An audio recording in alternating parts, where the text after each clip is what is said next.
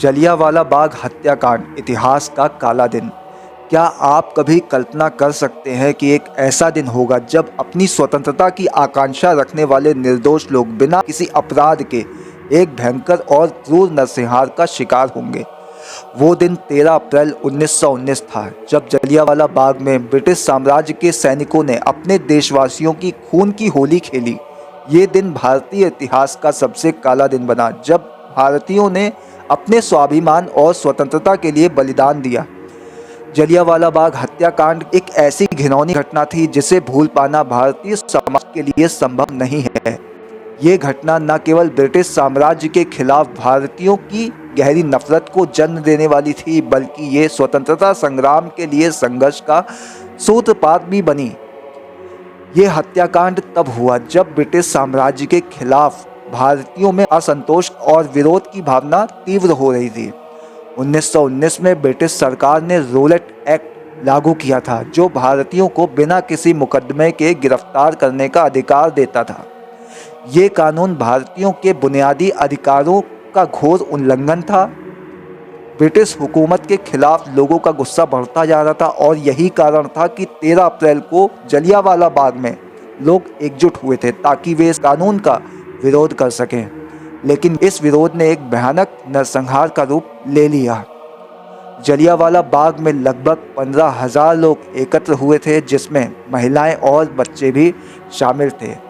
ये लोग शांतिपूर्वक विरोध प्रदर्शन कर रहे थे, लेकिन ब्रिटिश साम्राज्य के प्रतिनिधि जनरल डायर को ये सहन नहीं हुआ।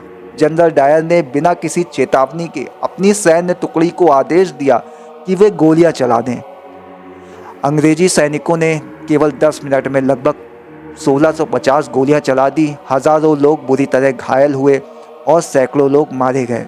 इस घटना ने न केवल भारतीय समाज को गहरे घाव दिए, बल्कि ब्रिटिश साम्राज्य की क्रूरता और मानवाधिकारों के उल्लंघन को भी पूरी दुनिया के सामने ला दिया।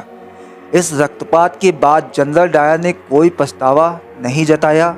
उसने ये दावा किया कि उसने ये कार्रवाई सुरक्षा के लिए की थी, लेकिन ये दावा सिर्फ एक बहाना था। जलियांवाला बाग हत्याकांड ने ब्रिटिश साम्राज्य की अमानवीयता को उजागर किया और भारतीयों के दिलों में गहरी घृणा और विरोध की भावना पैदा की। भारतीय जनता ने ये घटना अपने आत्मसम्मान की हत्या के रूप में देखी और इसने भारतीयों को स्वतंत्रता की दिशा में और भी अधिक प्रेरित किया। महात्मा गांधी ने इसे नमक का अपमान बताया और इस कृत्य को एक अत्याचार के रूप में चिन्हित किया। ये घटना भारतीय स्वतंत्रता संग्राम के लिए एक नया मोड़ साबित हुई। जलियांवाला बाग हत्याकांड के बाद भारतीयों में ब्रिटिश साम्राज्य के खिलाफ और अधिक आक्रोश उत्पन्न हुआ। ये घटना भारतीयों के सामूहिक संघर्ष की एक लहर को जन्म देने वाली थी। गांधी जी ने इस हत्याकांड के बाद असहमति और विरोध की ताकत को महसूस किया और भारतीय स्वतंत्रता संग्राम को नई दिशा देने के लिए उन्होंने सत्याग्रह आंदोलन की शुरुआत की। जलियांवाला बाग हत्याकांड न केवल भारतीय स्वतंत्रता संग्राम का एक महत्वपूर्ण हिस्सा था, बल्कि इसने भारतीय समाज में सामाजिक और राजनीतिक जागरूकता भी बढ़ाई। इस घटना ने भारतीयों को ये सिखाया कि अगर एकता और साहस के साथ खड़े होकर संघर्ष किया जाए तो कोई भी शक्ति उन्हें अधिकारों से वंचित नहीं कर सकती। इस हत्याकांड ने भारतीय समाज में एकजुटता की भावना को और मजबूत किया और ये साबित कर दिया कि बलिदान के बिना स्वतंत्रता प्राप्त नहीं हो सकती।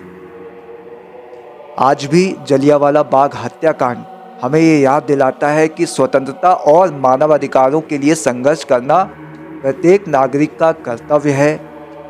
इस घटना ने हमें ये सिखाया कि डर और आतंक के बावजूद हमें अपनी आवाज़ को उठाना चाहिए और अन्याय के खिलाफ खड़ा होना चाहिए। उन हजारों निर्दोषों के बलिदान ने भारतीय समाज को ये संदेश दिया कि स्वाधीनता की कीमत जान देकर चुकाई जाती है। जलियांवाला बाग में बहा हुआ खून अब हमारी प्रेरणा बन चुका है और हमें ये प्रण लेना चाहिए कि हम कभी भी अपने अधिकारों के लिए समझौता नहीं करेंगे। आज जलियांवाला बाग का स्मारक केवल एक ऐतिहासिक स्थल नहीं है, बल्कि ये हमारे आत्मसम्मान और स्वतंत्रता की लड़ाई का प्रतीक बन चुका है। ये हमें ये याद दिलाता है कि कोई भी शक्ति तब तक हमें डराने में सफल नहीं हो सकती जब तक हम अपनी आस्थाओं और विश्वासों पर दृढ़ रहते हैं। जलियांवाला बाग हत्याकांड ने यह सिद्ध कर दिया कि हर अंधेरे के बाद एक नया सूरज आता है, और यही वो सूरज था जिसने भारतीय स्वतंत्रता संग्राम को और भी मजबूत किया। अंत में जलियांवाला बाग हत्याकांड हमें ये याद दिलाता है कि स्वतंत्रता और न्याय की प्राप्ति के लिए किसी भी बलिदान को स्वीकार करना चाहिए। ये इतिहास का काला दिन था, लेकिन इसने भारतीयों के दिलों में एक नया जोश और साहस पैदा किया। हम उन शहीदों के बलिदान को कभी नहीं भूल सकते और उनकी प्रेरणा से हमेशा अपने अधिकारों की हमें रक्षा करनी चाहिए।